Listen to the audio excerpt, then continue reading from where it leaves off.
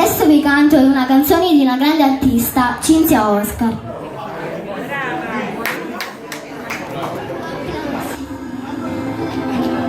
Sento ancora il battere delle mani. Nel mio camerino mi guardo allo specchio e dico: ho vinto, ho realizzato il mio sogno, il sogno della mia vita. Però non sto fondendo, ci manca qualcosa. Mi mangiano i fiori, invita a pranzo, sono acclamata, desiderata, odiata da chi ho respinto.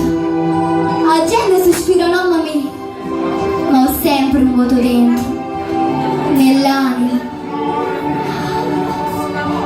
Dio, aiutami a capire cosa mi manca.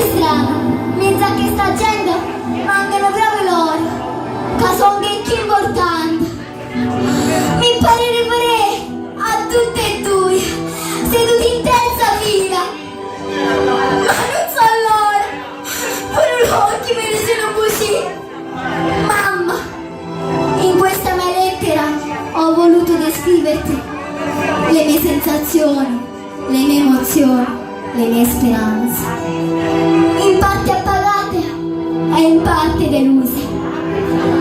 Deluse perché tu non ci stai e insieme a te non ci sta papà.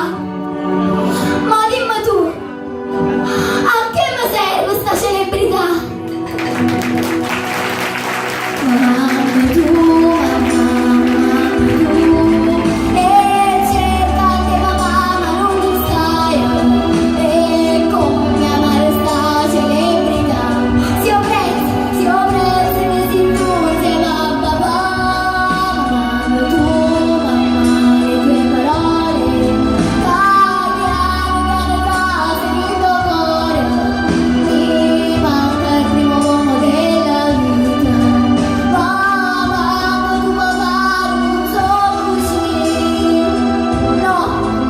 non so così.